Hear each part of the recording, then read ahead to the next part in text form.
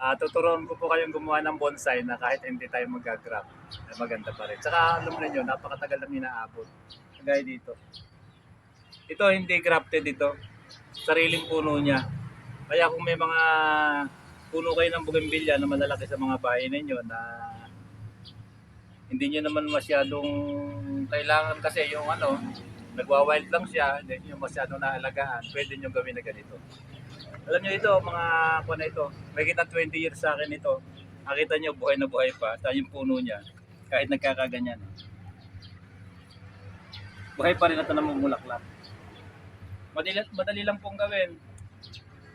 Ang gagawin nyo lang, kung kaya ninyo, basta may ugat, kahit hindi na kayo mag-graft, yun ay ipapakita ko sa inyo kung paano ang inyong gagawin. Ganito lang.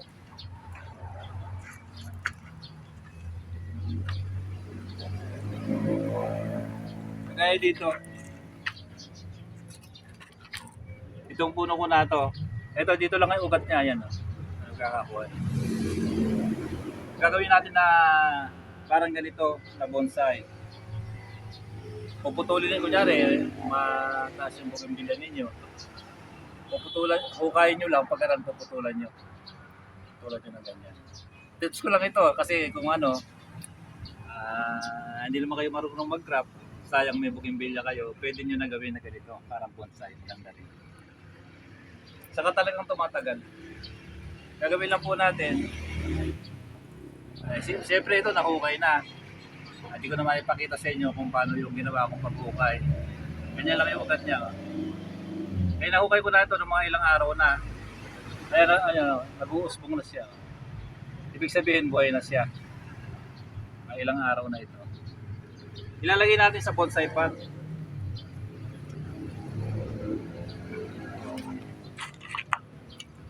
So, kuha tayo ng bonsai pot.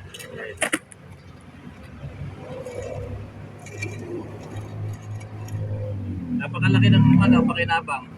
Kuha tayo ng pebbles. Ganyan, kaya ganyan lang. Ganyan lang natin para huwag natin magsara yung pinaka-ugat niya. Ay, pinaka-butas niya. Kaya harangan lang natin ng konti. Kasi kung masisiksik, kung minsan nagkasara yung butas. Kuha lang tayo ng ng rice hull. Pwede nyo haluan ng river sand para maluwag yung puno niya. Kasi kung panay na puro na na ipa, pag tumagal, nasisiksik din. Kung minsan wala na siyang hindi na makadaan yung tubig niya kasi kung bulok na siya, wala siyang buhangin, hindi rin maganda. Lalagay lang natin dyan. Ito nilagyan ko yun, no? River sand.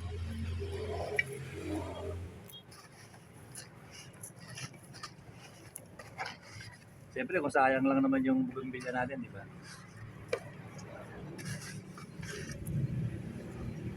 Andiyan lang sabi bakura nyo kayo sa farm ninyo. Pwede nyo hukayin. Ito lang gawin nyo. Maganda kung nakalabas yung ugat na ganyan eh. Kasi iba yung ugat dito. Mas ang ganda sana kung may ugat pa na pag ganun. Yun na ilalabas niya yung ugat niya. Pero kahit ganito, pwede rin.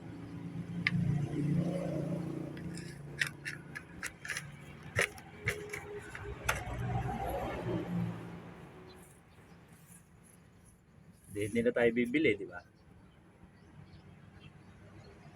Pagin na lang natin ang gusto.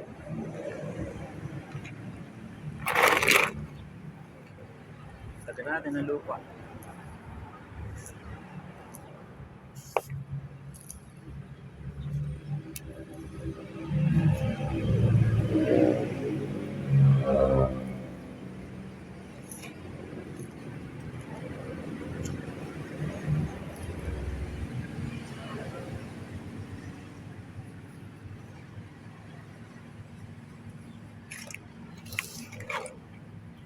Kasi hindi naman tayo lahat marunong mag-craft, di ba?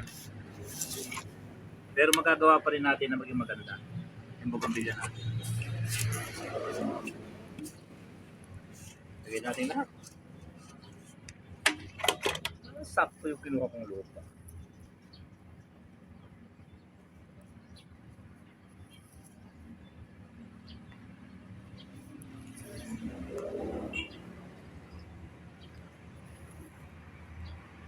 Depende sa ano, depende sa gusto ninyo. Pwede nyo pa itong paiksihan, putulin nyo dito. Kung gusto nyo mas paiksi, mas puputol pa kayo. Gusto nyo naman ganito kahaba. Ang gagawin lang ninyo dito, pag nagusbong na ganito, bayaan nyo lang muna siya. Pagka lumalago na siya na ganyan, lagi nyo na siya ititrim. Huwag na siyang ipapataasin. Dito lang siya.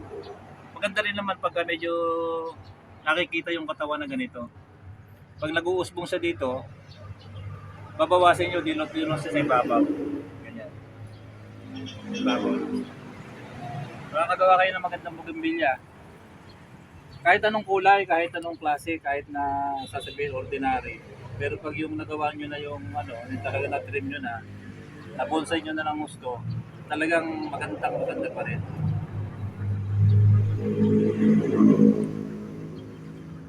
Na-example ko lang sa inyo kasi ito, na kahit hindi tayo mag-crop, maganda pa rin. Nakita niyo, di ba? Ito yung white na ano, bridal white.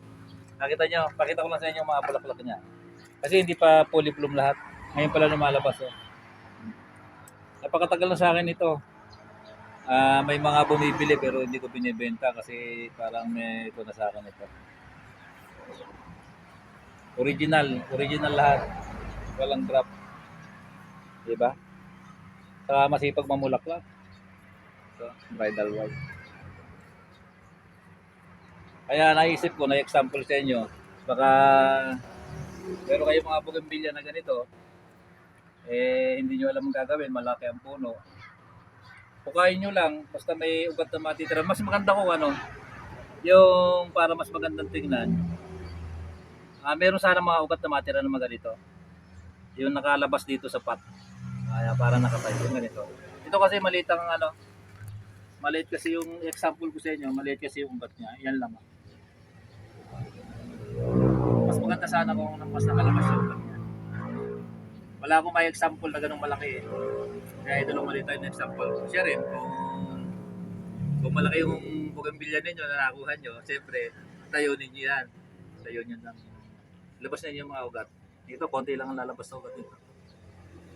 Pwede pang tabunan. Kasi yan, pag kahit na natabunan natin ng konti yan, pag nagdidilig tayo, lalabas pa rin yan.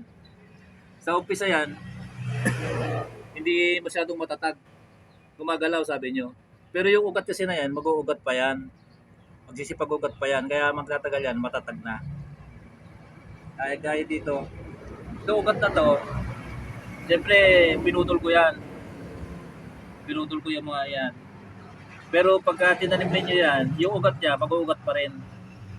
Maraming lalabas na ugat yun. Kaya pag nagtagal, matatag na rin siya. Kahit na, kunwari, sa umpisa, parang patong lang na ganyan. Hanggang nagtatagal, tumitibay. Ayan o, diba, tibay niya.